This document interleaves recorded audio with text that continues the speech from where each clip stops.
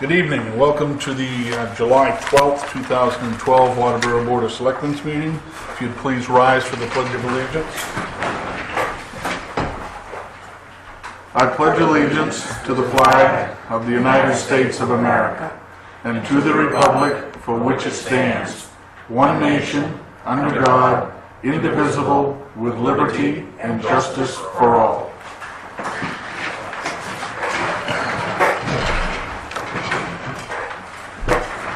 Are there any appointments this evening?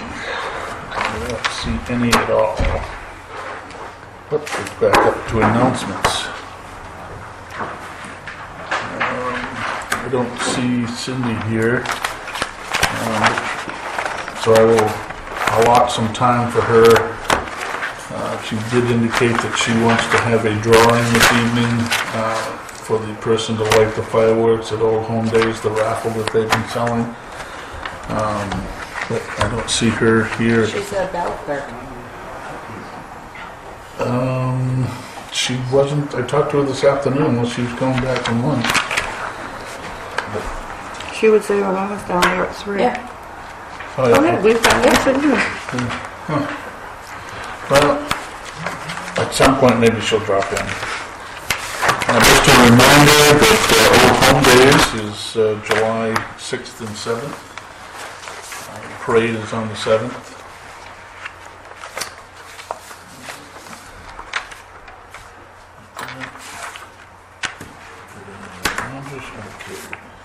No appointments. Hearing of delegation. Is there anyone present who has any business before the board that... Yes, sir. My name is Philip Johnson. My son is in the Air Force, and we're trying to get his excise tax waived. And we've been on a little road, but I think it's all working out here. And he's going to be out of the state for 24 months plus. And from what me and John and everybody can figure out, that he's ready for it. But his commander, he's at a commander agent right now, and he will not be at his actual base till the 20th. Okay? But he has a new car and needs to be registered today before he leaves to go out of town. So we're asking if we pay, if he could get it reimbursed down the road once we get that letter. Okay, during the hearing of delegation, you should be aware that the Board of Selectmen cannot vote on anything. We have to set it up for a separate agenda item. Okay. Because you asked for that, we will set it up as a separate agenda item. And at that time, you can present your side, in which time we can take a vote at that particular meeting. Okay. I know that this has been kind of trying. I've read the emails going back and forth. Yeah. We're trying to resolve this, because I know the intent of the board was to honor our military service personnel in such a way that would be easy and streamlined. Right. But having anything to do with government, as I'm sure you'd be aware of being in the military, that sometimes there's a lot of red tape with that. Right. My suggestion to him would be, once he gets to his duty station, is that he sets up a meeting with his first sergeant, his squadron first sergeant, and explain the situation. We can even give him copies of the law to bring with him. And that at that time, his first sergeant will advise him on the proper procedure to get this before the base commander. There's a piece of paper we need, right, Nancy? And the commanders have it on Okay. All right, and the commanders have it online. Okay. And we need it because we have to forward it to the state. And I understand. Now the completely. title, is just your name on the title? Yes. Okay. Because it can only be his name, nobody else's. Right, yeah, it's just his name. Okay. Title and registration. Yep. Okay. That's about it. I appreciate everybody's hard work on this, and hopefully it'll get voted on next week. So I need to be here next week. Yes, I would like to say that I've primarily been the interface here between Mr. Johnson and and realize that this is very early in the process. We just voted on this a couple of weeks ago.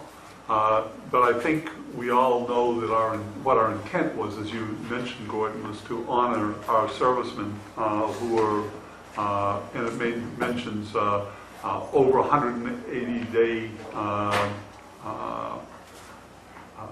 assignment outside the state on a base, and we're active service members tonight. And Carl Johnson certainly fits that.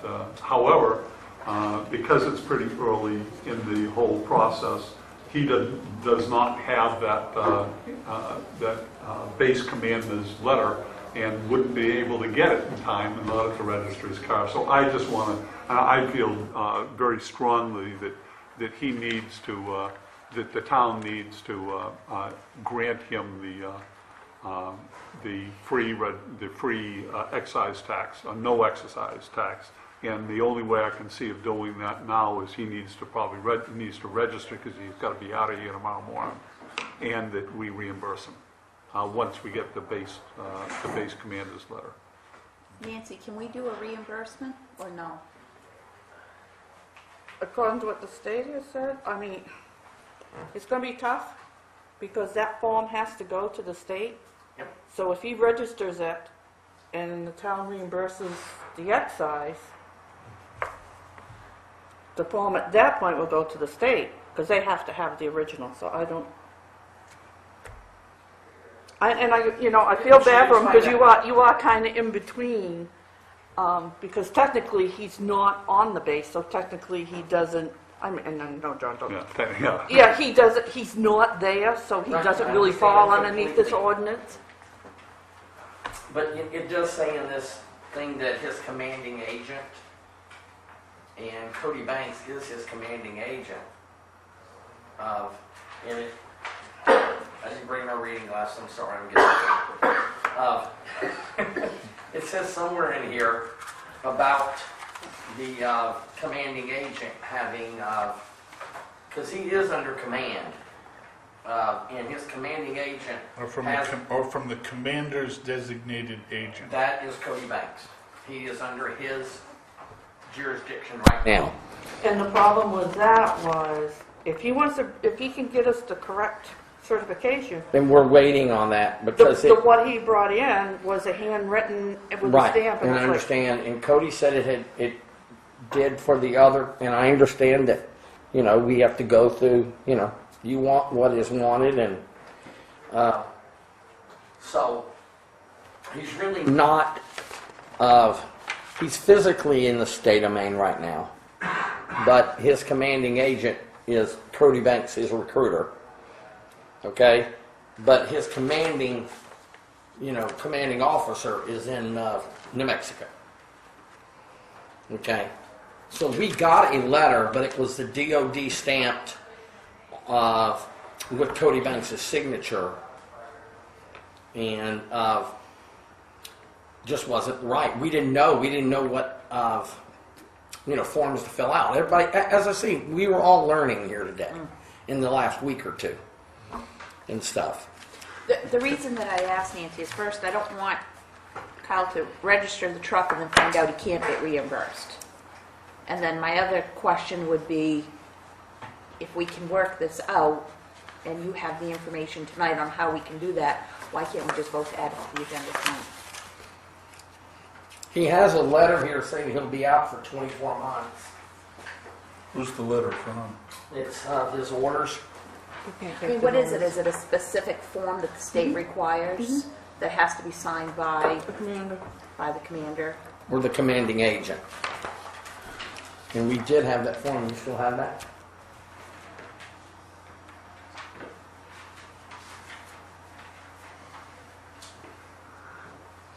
So, I mean, where I'm coming at this, of course, is that we have bureaucracy here, but the intent is exactly what our intent is that our service people, he is a serviceman, he's been in the Air Force for 6 months now, and he's on assignment, he fits all of it, Right. and now just because we can't figure out the the bureaucracy, he gets hit for the full cost of registering his car, excise tax, and I think that's unfair. We didn't intend it to be that way, and it's just ill will. And there's no bureaucracy. It's very easily spelled out. Well, I mean, And the I do feel- bureaucracy is and I do feel sorry. if he can't register his car and get reimbursed for it. That would be bureaucratic. We did come a couple times, and we did not know about the form until, let's say this, we weren't notified about the form of, a couple times we came, the front lady, and none of her fault, did not know what ordinance we were talking about. And then when we came a couple other times, I finally talked to Nancy, and she says, you need to sign form, but we weren't told that form. I don't think anybody really knew what we needed to do. And it blew down time as we went. I'm surprised at that because they all know about it out there and they all have copies of everything. Okay, well, And I agree with you that I think that this is a learning process. yes, because, and listen, I'm because- not upset about anything. Yeah, because it's Kyle, right? Yes. Yeah.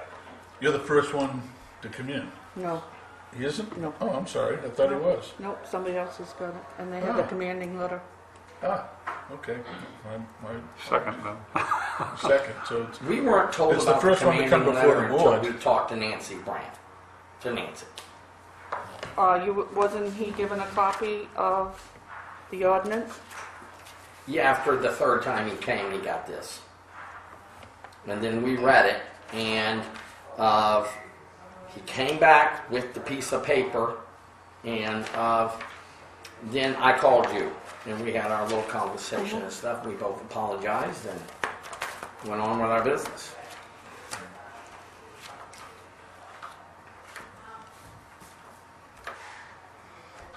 well, we'll certainly entertain any motion regarding this that any member of the board may have. I mean, ideally, it would be great if you could go out there, register his car, and not pay the excise tax, and then we wouldn't have to try to go and reimburse it. Ideally, that would be, and just accept the document that we have and ask for it to be filled in. I mean, that's what I'd like to see happen. But I don't know, I don't know any, someone out there would need to be told to do that, and I think we are the only people that have the authority to do that, and I think Nancy would be sticking her neck out there because she's trying to follow the exact rules of the law as she sees it. So, No, it's but I'm not just- as I see it, it's as the Board of Selectmen voted. And I'm going to play devil's advocate is I agree 100%. He is caught in the middle Yeah, no, because, he's not. That's what we're So looking at out. it's either you do away with the ordinance together or, I mean, it almost sounds like you're picking and choosing because we've had somebody come in with the paperwork, they've got it. We got somebody who hasn't got the paperwork and now the selectmen, so it's, Well, the selectmen haven't done anything yet, so. no, right. So I'm just saying, I think- I'm just saying. I think in a perfect world, we would like to be able to follow through with what we had intended the ordinance to do.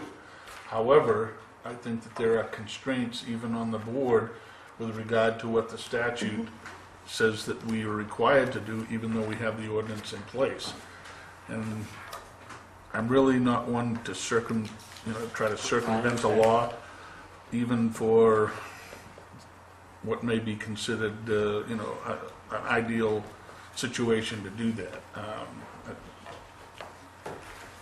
I think that we just really need to comply with the statute. Otherwise, anything that the board does, from here on in, is going to be suspect because it would be willy-nilly. We wouldn't follow the rules and so forth. So Hence what my question was, is if he has to pay it up front, can he be reimbursed? And that's what I worry about is if we say, yeah, we'll reimburse you, and then we find out we can't. I guess I need to know a yes or no before I would say. Let me go out and ask, just to see what it is in more of the motor vehicle statutes. We'll see if we can do that. And then if we can kind of get an answer to that, then I wouldn't be opposed to voting to add it to the agenda tonight, so Right, I'll go see if Kyle I can can't go get on some his more. way and do his thing. Thank you. You're welcome, sir. We'll ask you to remain for a little Okay. while until Yeah. we can give you a definitive answer. Is there anyone else that has any business before the board at this time? On the list? Are we working off of the new business list, or? No, we're not. We're working right now off from hearing of delegation, where anybody comes in and, might have something that they want to bring before the board. Okay, so if I'm scheduled, I just wait for it. If you're scheduled, yeah, you just wait for it. Okay, seeing none, we'll move on. We have had some correspondence during the past week, the Treasurer's Weekly Financial Reports, the Maine Department of Economic and Community Development Notice, reference Certified Business-Friendly Community Program application. With regard to that, I would like to inform everyone that Waterboro was not selected at this time to be a recipient of that. They did, however, indicate that there are some, what I would view as relatively minor things that we need to tweak in order to be able to present I guess, a more well-rounded package to the state that they would, they'll reconsider it in the future once we've corrected those minor deficiencies. We have a letter from our town attorney regarding the Charter Commission draft review and the American Red Cross 2013 Real Heroes Awards nominations.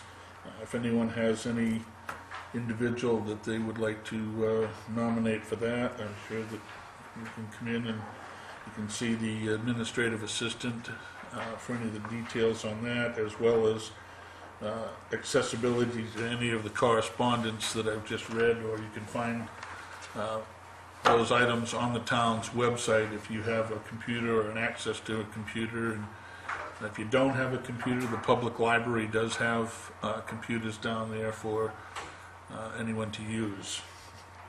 They're not, they can't be taken off site. It's not like a laptop. You have to get out of the library. And they've just got a freshly paved parking lot, so you have a nice place to park when you get down there, and you can enjoy the computers down there. Next item on the agenda is the staff reports and staff initiatives. Report from the Board of Selectmen. Is there anyone? Yes, Tanner. Thursday evening, we had a meeting of the Conservation Commission. We have 3 members now, still looking for a couple more, so if anybody is interested in the Conservation Commission, I'd love to see a couple more members come on. But we did discuss the Gobeal Park and the cars that are driving out onto the beach. And what was nice is that there was already some thought put into it by the members of the commission, so they came to the meeting well prepared to discuss it. And one of the suggestions was looking at doing something that's aesthetically pleasing, something that's going to be low maintenance, and something that's going to be affordable. And the idea that seemed to be most of interest was to plant a border of some shrubbery, which is what the DEP was looking at. And the idea was planting a sea rose and blueberry bushes, high bush blueberry bushes. And then on the other side of the shrubbery, putting some benches in, some permanent bench structures, so that as the trees grow, you still don't have people trying to drive over the bushes or through the bushes. So you kind of have 2 barriers there, the shrubbery and then some benches. And the benches would also serve the purpose of making sure that there's places for people to sit. Right now we've got a couple picnic tables down there, I think, and 1 bench, so it would open up a little bit of seating area for people as well. The action that the board is going to be taking is getting costs for the shrubbery and the benches, contacting the DEP to see if they have any other recommendations, and I think Nancy, somebody was going to contact you just so that we're hooking up with the same DEP representative that you've already spoken with. So it was productive, and we're getting all those costs together, and there'll be hopefully finalizing what they want to present to the board at their July meeting. Go ahead, I'm just asking if we could step back here now that Nancy's back and get her information. Did we be able to learn anything? Well, kind of hard to get hold of the state because they closed, but excise stays within the town, so you could vote. It's up to the selectmen to vote, but either way, the certificate has to go to the state Yeah, because but- they'll question why. Yeah, the certificate, I'm not concerned with the Yep. money stays, we don't forward that to the state, so we have immediate access to that to be able to reimburse. Now, there's two ways to go here. And I know that tight on time as far as registering tonight. There's two ways to go. One, allowing Carl to register without paying the excise tax, and then requesting the letter, a copy of the letter to the town that goes to the state, or saying that would reimburse, that he registers now and pays the excise tax, and then the town reimburses. Is one way better than the other? I know it would be for them better to get registered tonight, and get it done with. But as far as from our end, We're open to any Okay. As I mentioned earlier, John, I'm extremely reluctant to violate the statute at all. And he does not have the required paperwork at this particular point in time. And therefore, I just think that we're circumventing it for convenience sake. And I'm really opposed to that, I think that we have found out the answer to Selectman Gerard's question that he can be reimbursed at such time as he meets the requirements under the statute and the ordinance. We'd be glad to pay tonight. Yeah, and that preserves the integrity of both our ordinance and this board, I think. can I recommend that we put it on tonight's agenda while it's fresh? I would second that. If you want to place that in form of a motion. I will recommend, I will move that we put it under new business, the first item of new business on tonight's agenda. I think probably wouldn't have time with all the reports. Oh, but, okay, we're running then you're out of time. right. And maybe I'll When is he move leaving? that we take it up at this time. When does he leave? Tomorrow morning. Oh, tomorrow morning. Yeah. Yeah. So it needs to register. I would second the motion to address it immediately. Okay, we have a motion on the floor to address immediately the question of allowing Kyle to register his vehicle, Well, it's to add it to the agenda first. to add it to the agenda.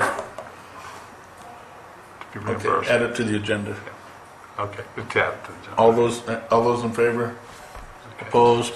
Motion's carried. And then I would make a motion that Kyle register his vehicle this evening, paying the excise tax, and then when he produces the necessary document that's required by the ordinance, we reimburse him the excise fee. I'll second that. Okay, it's been moved and seconded to reimburse his portion of the excise tax upon receiving the required documents under the statute and the ordinance. Is there any discussion on this? There is none. All those in favor? Opposed? The motion is carried. Thank you very much for your hard work. Thank you. Good luck, Kyle. Good luck. John, have a good day. And thank you for your service. You're welcome, sir. Oh, you're going to, Carl, Christina, when you come I'll back, go out and tell them. I'll see you again. He's just gonna pay it now, right? Yeah. So, you can just go pay it. Oh, that's true. Yeah, but I'm sorry. we have to hold that in escrow or just, No, just, okay, yeah. okay. All right, we were at the point of having reports from the selectmen, and I believe you had the floor. Your toot Finney? Okay.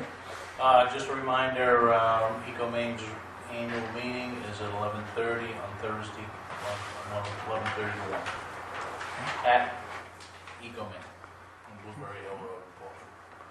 Anything further, John? Yeah, I went last night to the cemetery committee meeting.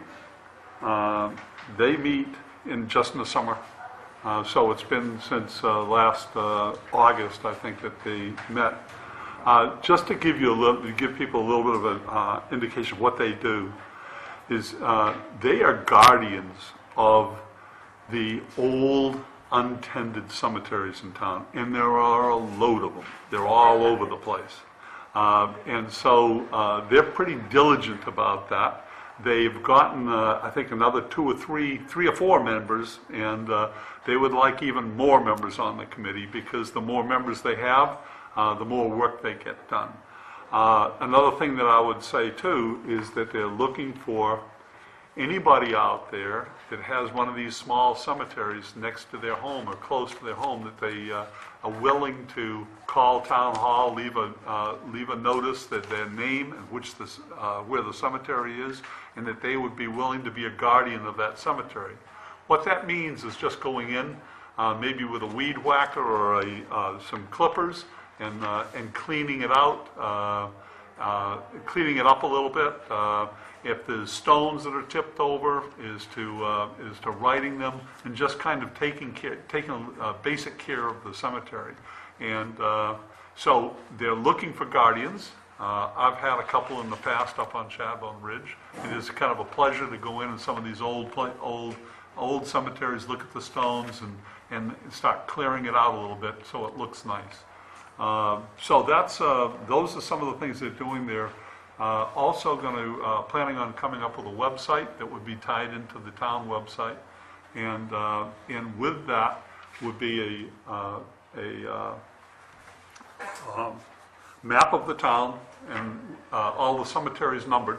I think there's probably 100 of them, all numbered, and then you can look up at a list of the numbers and what's the name of the cemetery, where it is, and then the next plan is to get all the people that are buried there under each cemetery, and a document of when their life, not life history, but when they born, died, and where the stone is.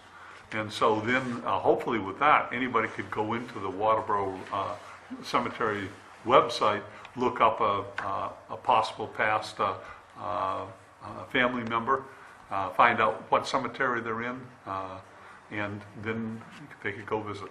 So it's a nice thing. It's a labor of love for these people, and it was a pleasure to be at their meeting, and I'm looking forward to going to the next one. I'm sure that the genealogists Yeah. would, certainly favored that as well. Is there anything further from any other member of the board? I'd just like to bring to everyone's attention the Old Alfred Road that is tentatively scheduled to be taken over by the town on 1 July, assuming that the state fulfills certain requirements that we have. And yesterday and today, as a matter of fact, they were doing quite a bit of work up there, and with ditching and putting in culverts, and so if you happen to be going down by that way, you may want to look on the side that's opposite Friendship Park, and you'll see evidence of the work that they have been doing for the last couple of days, and it looks pretty damn good. So. Are the ditches above the culverts this time? Yeah, yes they are. Yeah. And I have nothing further, so we'll go to the town administrator. I just have a few things. We're getting ready for the town meeting. The Southern Maine Regional Planning road salt bids have come in. 4 companies were asked to submit a bid. 2 did, and outside storage delivered, it is $50.34 a ton, and outside storage picked up is $50 a ton, and currently we're paying $54.20. So there is a decrease there. We met with the bank last Wednesday, I think it was, Thursday, and it worked out because Chris was here, Backman from our auditing firm was here, so he joined in on the meeting. It was very productive. They have, in one of our accounts, the interest has almost doubled, they've guaranteed.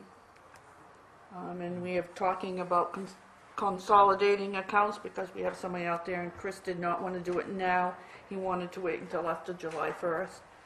One of the things that we are going to be starting August 1st is we'll be doing check scanning from here.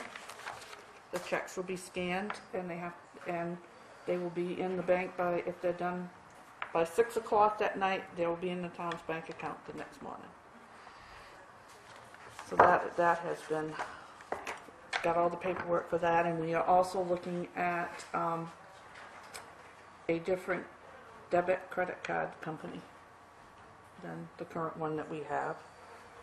And the only other thing I have to say is I'm sure you read the letter that the town was not picked as a certified business-friendly community.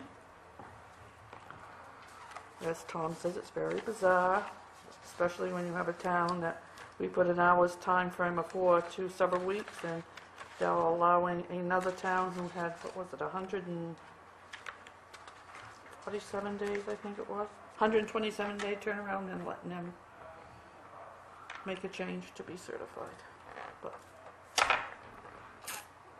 so I don't know what to say. That's You why know? I viewed the corrections as minor.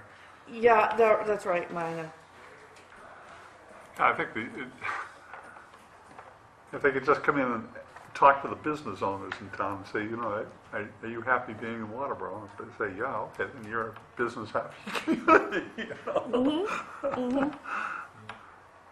Why don't we make a sign that says Waterboro is friendly to business instead of business friendly? We're friendlier. In fact, we're friendlier than the state. Actually, you know how they say when you have lemons, you make lemonade. You know what? So what? We're 18 out of 19. At least we're not 50 out of 50.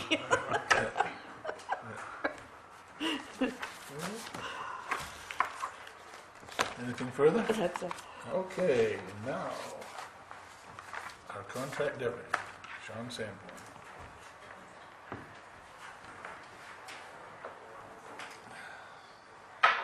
Good evening.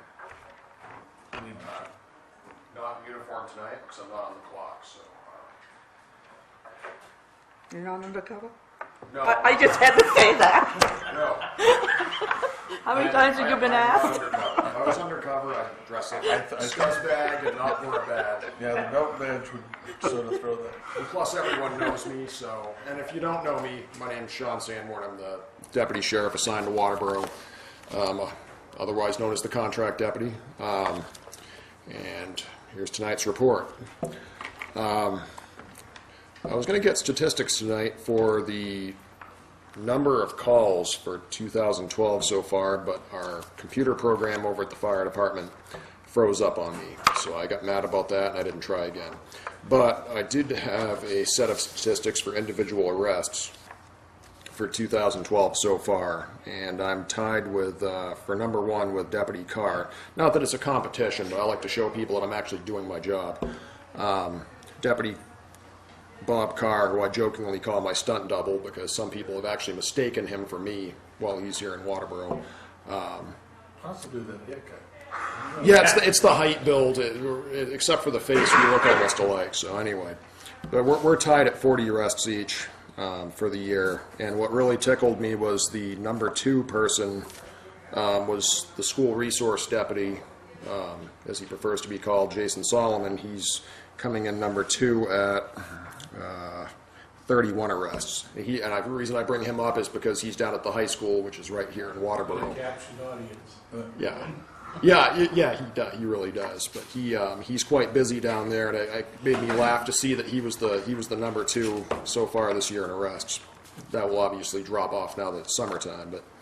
And while I'm talking about him, that was later down the list. But while I'm talking about Deputy Solomon, that's what I mentioned to everyone out there who's interested. He has kickstarted the M.R.S.A Police Cadet Program.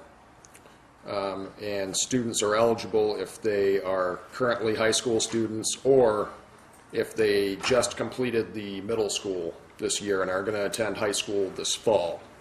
So I don't have a lot of details about that. That's his child. Anyone that it's interested, call Sanford Communications at 324-1111. It's extension 1 again. It was 4. Now it's back to 1. And ask for Deputy Solomon. He works still during the week, Monday through Friday days most of the time. And he'll get back to you with more information. But that's going to be starting pretty soon. So if anyone's interested in making their child a police cadet, get on it soon. Residential burglaries have started up again. We snuffed out a couple of rings last winter, and one has popped up again, I guess. I got a secondhand report that a couple Lone Pine Road residences were burglarized in the last weekend, or it was reported last Friday, I believe.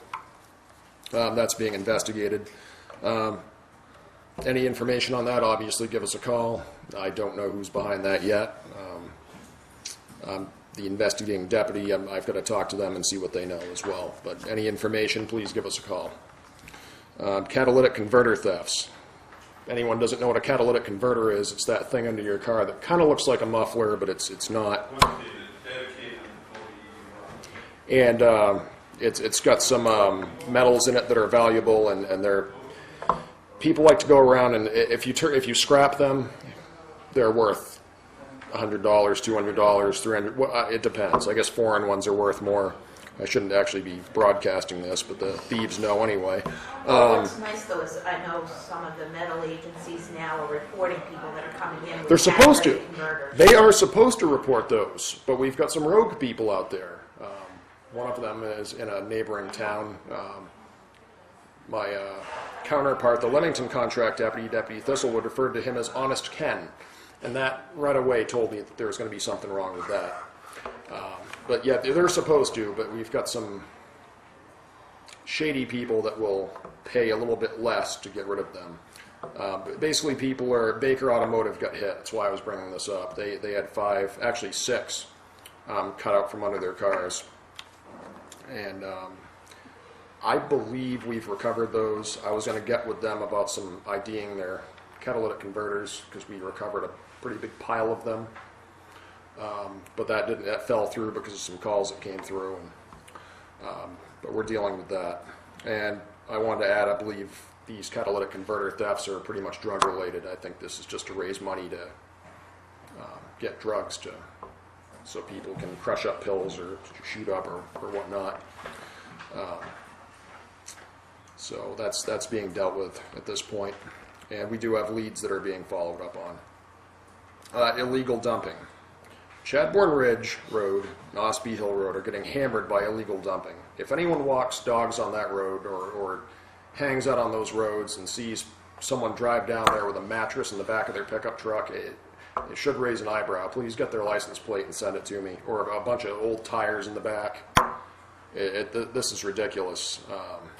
I have a feeling some of these people are from out of town and they just like to come here and dump. Some of them are probably from in town. It's hard to catch this because they do it when no one's around. And it's very hit and miss and frustrating. One of my favorite things to deal with, underage drinking parties. Those have kicked off again this year. Chadbourne Ridge, once again, intersection of Chadbourne Ridge Road and the trail that goes into Ossipee Landing. That's the favorite spot in this whole area. Bonnie Eagle kids love it, Massabesic kids love it, and they ask me why do I keep on breaking their parties up and taking away their firewood and screwing with their good time. Is that the Nathan Smith Road? It's across from Nathan Smith. I don't know if it's still considered Nathan Smith, but if there's that four-way, if you're coming from this direction, you got Nathan Smith on the right, you go, I don't know, 50 yards further and you can go left and it comes out on Ospey Landing. Yeah. Right in there. And I've done everything from steel their wood to put a big post in the middle of their fire pit with the York County Sheriff's Office caution tape waving from it to let them know, hey, I know you're going to be here. I'm going to be here too. You know. Party pooper. It's funny they don't invite him. I know it. Yeah, they don't like me there for some reason. So anyway, if you know this is going on somewhere, that's not the only spot. There's several other places too. I'm not going to list them off, but we know where they are. Please report them, because even if you did it when you were a kid, it doesn't make it right now. I know they're having fun, but they're also driving drunk. They're using drugs. Assaults happen almost every time. Someone almost always gets punched out at a pit party. And sometimes the random sexual assault happens. Can't imagine why. All-terrain vehicles. Warm weather's here, just like some other issues. ATVs are an issue again. I had a friend of mine call me up, and he was pretty much irate. He lives on Ossipee Landing, and he had an ATV pop a wheelie going down his road, lose control, and almost crash into his truck just as his daughter was getting out of the truck, his small daughter. So he was a little upset, and he promised me if he gets a hold of the kid before I do, and we don't know who it is, then there's going to be some street justice. Hopefully it won't come to that, but that probably would stop the wheelies. Not that I condone that. If you know who's doing that, please give me a call. Also, as far as ATVs go, please put helmets on your kids. If you go pick up your kids at the bus stops, I don't have a problem with that if you're going slow, but don't drive like an idiot. Put a helmet on your kid. Stay to the right and go slow.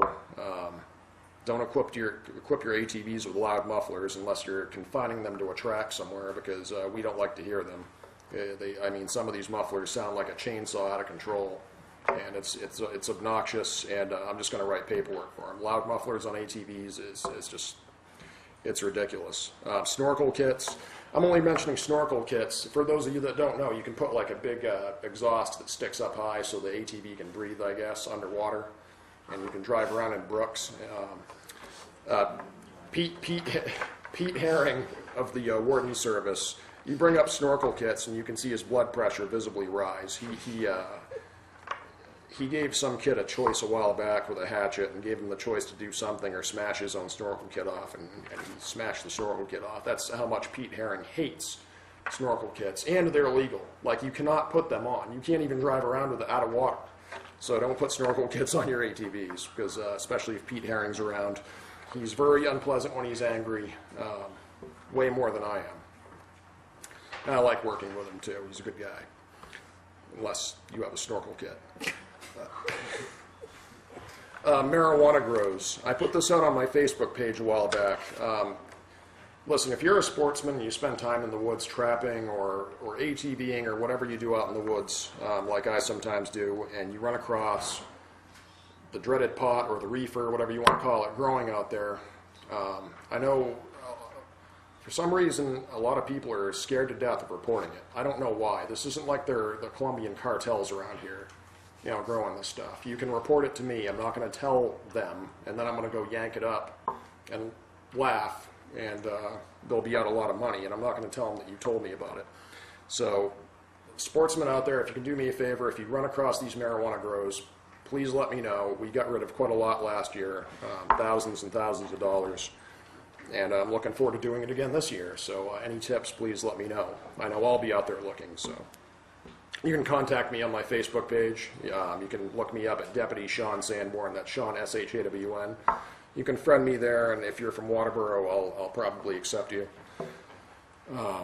Or you can give my voicemail a call, and I'll say again, I will not give your name up. You can even give me, tell me where it is, and you'll be anonymous. While we're on the subject of drugs, heroin's become a problem in the area again. Years ago, when I worked for Buxton Police Department, heroin was a big problem in that town, in this area. And OxyContin, or oxycodone, became the kind of the hard drug of choice in this area. And it kind of still is, but heroin has crept back in for some reason. I don't know if it's gotten cheaper or what the deal is with heroin, but it's back. We've had some serious heroin dealers in this area, and there's some addicts living here in town. We have an idea of who they are and who's dealing it, and we're working on that. But if you're a parent and you find paraphernalia such as needles or something that your kid should not have because he's not diabetic, please give us a call. You don't want to You don't want to have a heroin addict for a child. It's a big problem. Sex offenders, not much has changed with them. We've got 12 listed on the website.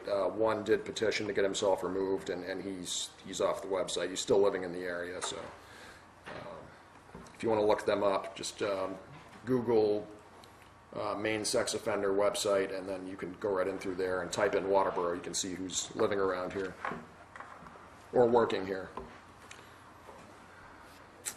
The town meeting is this Saturday, correct? What time is it and where is it? 10 at the middle school.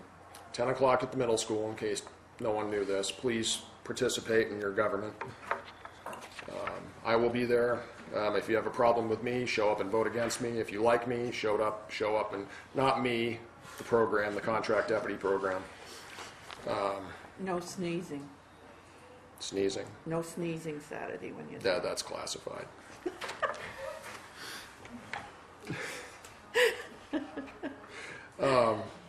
And while we're on that subject, if anyone has issues with me or the way I do business, you can contact me, or if you don't want to talk to me, you can contact my supervisor at that number, 324-1111. That goes to Sanford Communications. In fact, if you're watching now, please put that in your cell phone so you have it. 324-1111. It's going to be extension 1 or 0 for an operator.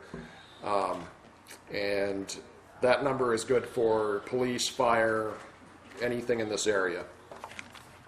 And if you want to make a complaint against me, you can call my supervisor there too. I haven't had any angry people lately, but just in case, I like to make that available. And I just want to thank all the citizens out there that are willing to actually pick up the phone, call that number when they witness a criminal act or any other emergency needing quick response. Telling me at the store 3 days later doesn't help. I don't mind that either, but I prefer you report that on the spot. And don't ask for my voicemail if I'm not working. Just ask for a deputy, because I can't handle 160 hours worth of calls in 40. I'd like to try, do my best to accommodate, but that's all. Any questions at this time from anyone? I noticed there's been some cars broken into, particularly on Ospey Hill, not Ospey Hill, but McLucas Road. I don't know if anybody's reported anything to you or not. I have not heard that. Okay. What is it? Unlocked? Were they broken into or unlocked? Vehicles. Oh, Yeah. okay. Yeah, I made a note here about that, and I actually missed a thing. Which are now locked, by the way. Oh, they're locked now. Okay. Well, sometimes that's the only way to teach people, but that's the first I've heard in quite a while about motor vehicle burglaries. Relative to 4 years ago, they've really waned, which is good. But yes, please lock your vehicles.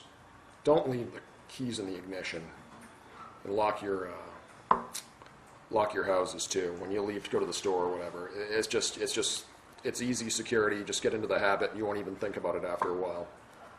Something I missed here on my list: burn permits.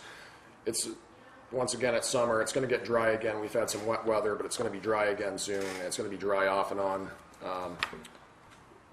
If you're going to burn brush, get a permit. Don't go without a permit, because the fires get called in. And if they get away from you, they get called in. The fire department has to respond.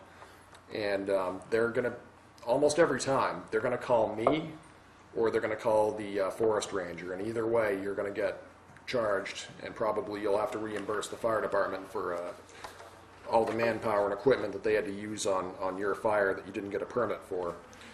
And it's actually not a civil infraction. That it's not a fine. It's not a civil infraction like a fine. It's actually a crime that we can arrest you for. I actually arrested a man last year for burning tar paper and logs, and he's one of my bigger problems in town anyway. So he went to jail that day for not having a permit. So that is an option. It's not one we choose every time, but the point is just get a permit so we know where the fires are, and if there's no permits that day, then don't burn.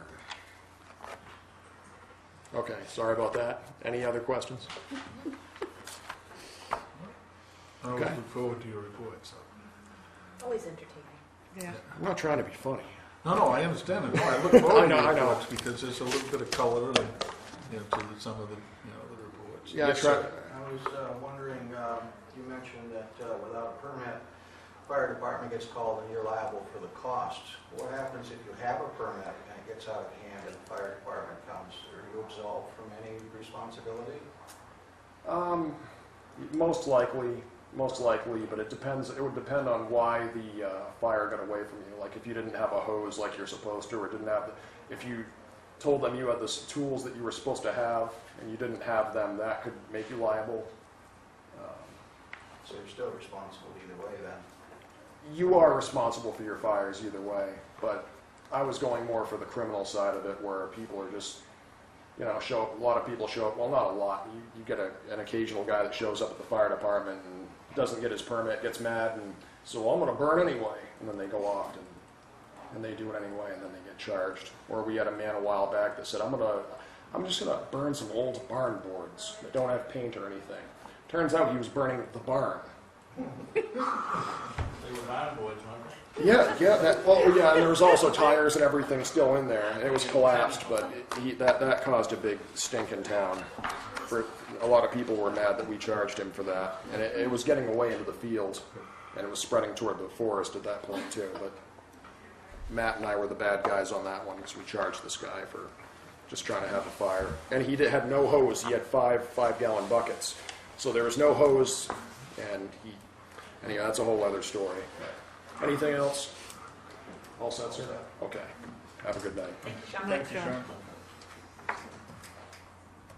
Okay, moving right along here. All right, we're pleased to have a representative from the planning board here. Tim? Good evening. Good My evening. name is Tim Neal. I'm with the planning board. Things are kind of slow right now. Mainly we're looking at the growth ordinance. Pretty much started from scratch. Do we need it? If we need it, what should it look like? We're kind of in the early stages of that. Had a lot of good ideas from Tom, Tina, Dave has been attending the meetings. We plan to have a meeting, I think, with you guys and the town attorney to just kind of flesh out things with her advice. So right now everything's wide open on that, so there's really not much to pin down. And just one political comment on the business-friendly thing. I mean, that is a political situation. But if you, in reality, if you look at the Napa auto body application, how that moved through town, how that went up, and ask them what they think about Waterboro, I think that they probably think we're pretty business-friendly. And that's the kind of word that gets out there. I mean, we can't help the politics of what goes on at a state level, but that application is an example of how business-friendly we are. I know the board reported on that last week, I believe, because I had spoken with the manager down there, and he was extremely impressed with the service that he received from the town of Waterboro, everybody that they were associated with. He said if all businesses experienced the same experience that Napa did here, that it would be a really great thing. Because they were talking about it at the corporate level. So. Right, and that's the important thing. I mean, that gets out to the business community. So, is there any questions? Are there any questions? It's kind of quiet. When's a hotel coming into town? I think I have to refer to you to Tom for that one. Thank you. Okay, thank you. Somebody representing the zoning board of appeals? Yes, Dave. Dave Barker, zoning board of appeals. Nothing to report for them. We've had no business at all. We are waiting for the town meeting on Saturday because we are looking at possibly some workshops that we could hold to some of the new members, me is one of them, so we can all be on the same page. Different things like, it would be nice if we had like Google Map, if we had a variance or anything for the zoning board of appeals to come up. Last time in January when we did have a variance, the guy that brought the variance to us brought pictures. And I think it'd be nice if we could just pull down the screen, overhead view, this is the area we're looking at, even zoning maps. So, because I know some of the members, they weren't sure what the zoning in the area really was, or what it looked like, how small or large the lots were. It's just things like that, and we need to wait for the town meeting on Saturday to see if we're okay for the extra meetings for the workshops. But other than that, it's all been quiet and no business at all. I think our technology is available here for to have that. We just need to have the zoning board get with their IT director, and I'm sure that that can be accommodated. I mean, that's one of the reasons that we had that put in, was so that the different committees and groups could use that for PowerPoint presentations, planning and everything. I mean, it's here. Yeah, and in order for us to talk about, we need the extra time for the workshop so we can all get together. Right now, there's no funding for us unless somebody brings business to us, so we'll wait to see what happens on Saturday. I guess we can cross our fingers. Any other questions? Thank you. Okay, thank you. The town planner. It looks like you have a plethora of material there. I do, but I'm going to try to, Anything else, Tom? as I was saying, I'm going to try to masterfully compress it. I'm going to try it. But let's, first of all, good evening, Mr. Chairman, board members, town administrator. Let's dovetail into your question that you passed on to Tim, and Tim passed on to me. Regarding hotel, motel, hospitality industry, just like to report that we have a very strategic approach to making that happen, and it's being done through a nationally recognized hospitality university, as well as here in the state, the Maine Innkeepers Association, of which we have an alliance with. There's a great networking going on, and something will happen in due course. I'm starting to feel better and better about it, because the pieces are starting to fit together. It's all about trying to get the word out. And there's a whole different hierarchy of hospitality industries, if you will, those being motels, hotels, bed and breakfasts, and the sort. So I'm optimistic that in the future that Waterboro may indeed have its own little hospitality industry. So it's in progress, and at some point in the near future, hopefully we'll be able to reveal some potential hospitality candidates that want to come to town. Next, on the growth management ordinance review or reanalysis that Tim had mentioned, and Andy was a great part of, incidentally. Andy and the planning board took that on as an initiative to re-examine. Every 3 years we're required by state law to review that. And an interesting concept has evolved from that conversation, whether or not we need the complexity of the growth management ordinance that we currently have, or if in fact that can be simplified. And that's the board's current posture. To follow up on what Tim had mentioned, we have not heard back from Natalie, our town council, yet, but the date that was picked, if it's not in conflict with anything else that the selectmen have planned, is June 27th. We're waiting to hear back from Natalie to see if we could have a joint meeting here to both make the meeting efficient and also the expenditure for her legal services efficient. June 27th? June 27th. And if the selectmen have a conflict, then we can certainly readjust it. I think the backup date was July 11th. Was that correct, Andy? So we're waiting to see what Natalie has on her schedule. Planning board meetings traditionally start at 7 o'clock on Wednesday evenings. So if available, please attend, and we'll be sending an email, either Tina or myself, once we hear back from Natalie, if that that meeting on June 27th is possible. Next, for the longest time, the town zoning map was both in a state of disrepair, quite faded, and needing some updating.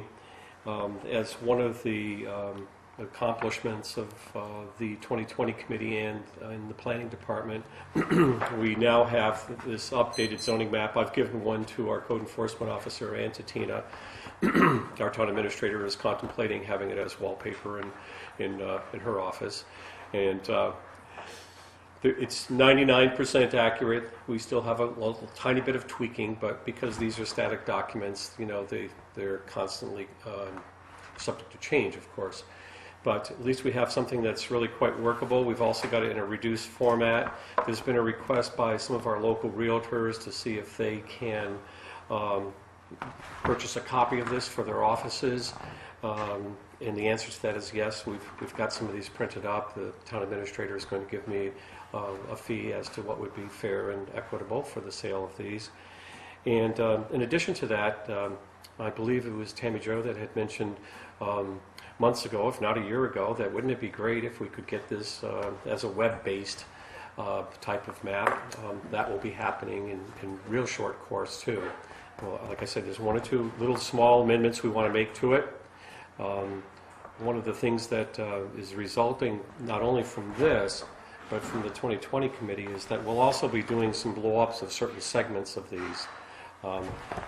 One of the most, I think, fascinating comparisons in ruralness compared to high densityness, when you look at the Lake Arrowhead development and you look at the Carthage property. For the most part, this is Carthage, which represents about 7.2% of the town. It's just something that we need to continually be focused on, particularly with the possibility of some grant possibilities through the State Land Trust.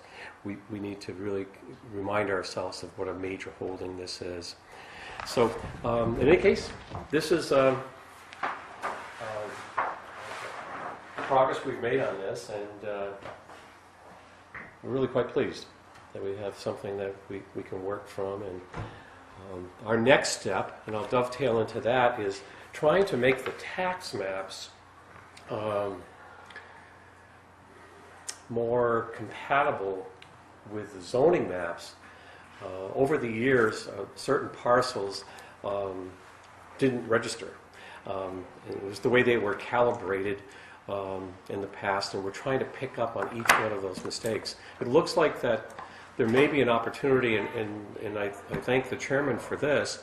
There was, months ago, you had said, well, how can we involve the Muskie School in some of our work and partner with that school? It looks like we're going to have an opportunity to do some partnering, particularly with an individual by the name of Charlie Coogan, and where there's a 50-50 matching grant basis that we can apply towards the upgrading of some of these maps. And we had budgeted a very small amount in our 2020 budget, so we're hoping to apply for that and get a commitment, hopefully from USM, within the next couple of weeks. And it'd be, again, another opportunity to double up on our funds and start updating some more of our tax maps. That's an annual thing that's being done, but there's a limited resource that's put towards it. So I wanted to see if we could get some matching monies and embellish that. There's another reason for doing that.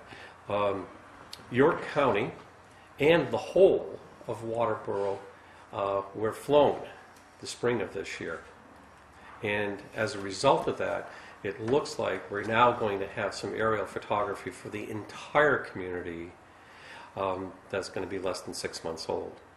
And so we'll be gaining access to that database and then trying to think of how we can import that information, not just in hard copy, but also how we can import it electronically and make it available to the public, as well as for use by the planning board. More and more, we're close, gents, to where we can take gather this recent data so that when you're looking at a case study, we can pull down the screen, zoom right in it in the middle of winter, and look at spring of 2012 photography right on the screen. And at some point in the near future, be able to overlay, let's say, Tim's property, Tim's lot outline in the spring, and actually just sit here in the middle of winter and look right on the screen and see it all. So we're making great progress on that front. Was that through Maine GIS? Through Maine GIS, through broadband, It was through Maine EMA. That was one of the articles that actually was voted. The budget committee did not recommend to pass, and they still went ahead with the project anyway. EMA made it possible, and if it wasn't for that partnering support, they would have made it more difficult. We will be getting what's considered low-intensity aerial mapping. Other communities who wish to buy in and spend anywhere from $2,000 to $20,000 extra will be getting a higher level, higher resolution of photography. But what we're getting for free is really going to be really quite beneficial, particularly to 2020, the planning department and the planning board. Thanks for bringing that up, Tammy Jo. Excuse me. An update on the progress we're making with the Conway School. As the board remembers, there were a team of 4. Team 1 has accomplished its work, and their phase dealt with pulling together a lot of research, some inquiry with local residents and stakeholders, and I'm very pleased to be able to share with you tonight. The ink is still a little bit wet. This is part 1 of a 2-part presentation that the Conway School was able to do for us. And unfortunately, we don't have our 2020 committee members, and I'll be sharing this with the planning board. Again, it's a rather fresh document. What this did was set the foundation, the baseline for village planning, and collected a lot of different information. It was prepared under the guidelines of the 2020 committee and in the planner's office, and it gave us a great basis to get to phase 2. And phase 2 is what's currently ongoing, which involves a significant amount of graphic work, both aerial, axiometric perspectives, as well as some ground perspectives. Those drawings are going to be really beneficial and are going to begin to unfold ideas that stakeholders in the community have mentioned. And those will have some of the beginning graphics available for town meeting. Hopefully, the students are going to drive up what they have today, not the final document, which will be a document similar to this, but in an 11 by 17 format because it has graphics. That document will be done sometime in July, but the actual graphics that will be part of it will hopefully be available for town meeting to show how this partnering works. And I'm really pleased to see that the selectmen have supported us involving academic institutions. It's been a huge cost savings to the town. To retain a consultant to do this cumulative work would have really been quite expensive and unacceptable in terms of the total cost. So we're making great progress on that, and the illustrations, again, I'm told by the 2 students in Team 2 will be hopefully driven up on Friday and available for Saturday. Another thing that I'm working on is working with one of our local premier developers. You all know him, Victor Wright.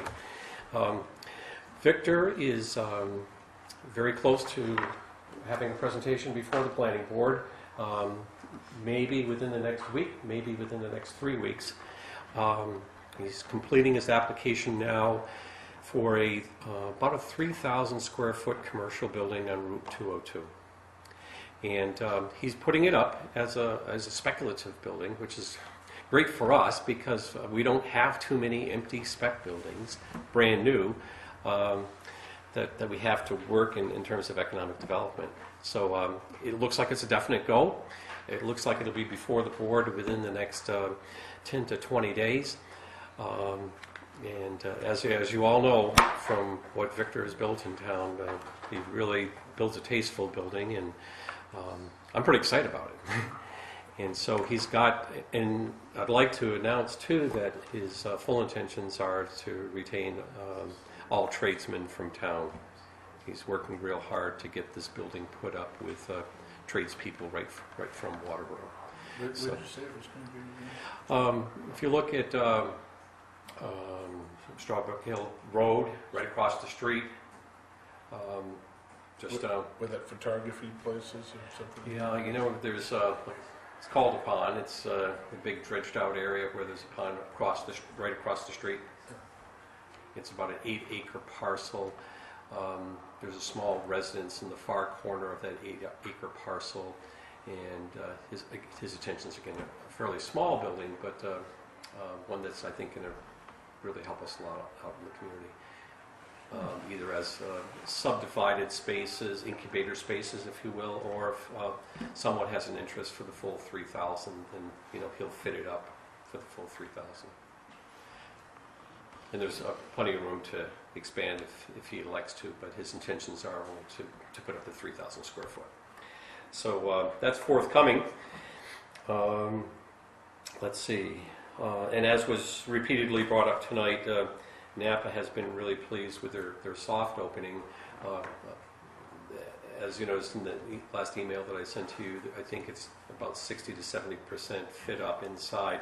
They should be at 100% inventory within the next couple of weeks, and their manager has asked me to relay to you that if there's any form of celebratory opening that you'd like to participate in July, they plan a little bit larger grand opening, if you will, in the month of July. There's been a lot of inquiry about Doors North and what's the present status of that structure in that complex. The latest report is that there hopefully will be a small manufacturing business that will occupy a part of or the whole space. And that announcement's hopefully forthcoming within the next couple months. There's still another auction process that has to be gone through before they can proceed ahead with that. But hopefully we should be seeing an occupant in that building, and it should be a small manufacturing business. Do you know what they're going to manufacture yet? Or? It's going to be home-related countertops in the sort. Yeah. I don't have the specifics on that I can mention publicly. Let's see, Doors North. And lastly, Selectman Gale had brought up about a month ago in our conversations with what are the next steps for 2020. And one of the preliminary discussions was on municipal facility asset planning, and depending on what is the outcome of town meeting for the 2020 budget, the primary focus will be analyzing subsurface disposal systems and those types of waste systems. However, we plan to in-house be able to gather up sort of an approach to asset management, that's facility asset management, that's taken from a planning perspective, and then ultimately the town administrator and the board of selectmen would determine, if you want to use it as a policy-making tool. So I think we can achieve a fair amount of that right in-house, and also give you some illustrations of and alternatives of how you might approach that if you wish to. So that's sort of a summer project. And lastly, CIPs, although it's not town meeting until Saturday, it's really time to start up on CIPs again. And so the capital improvement program, I'd like to announce first to you that if you have any ideas or recommendations, or most particularly if you have any research that needs to be done that's time consuming, let us know, let me know, and I can go out and get that research done for you, particularly as it translates to cost. So if you envision some type of municipal facility that might be taxation / grant based that you need to have analyzed, let me know, and I'll do the research for you and get that squared away. Because we welcome projects from the Board of Selectmen to be part of that capital plan. Any member of the board have any questions for the town planner? Seeing none, thank you very much, Bob. We Thanks, Bob. appreciate it. Thanks, Bert. Tammy, I'll lend you my book if you promise to give it back. John? Are there going to be any of these at town meeting, or Well, one copy. just one? Yeah, our budget didn't allow to Yeah. do a massive printing of them, but we will have, within probably 60 days, a website of how people can get them directly, or if the board and the selectmen would like us to make up more copies, we will.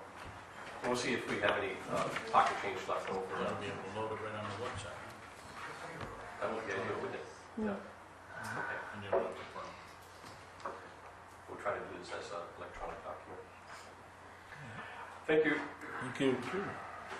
Okay, moving on to new business. The first order on the agenda is to discuss and vote on a request to purchase town-owned property, tax map 1, lot 22G, and status of Railroad Drive.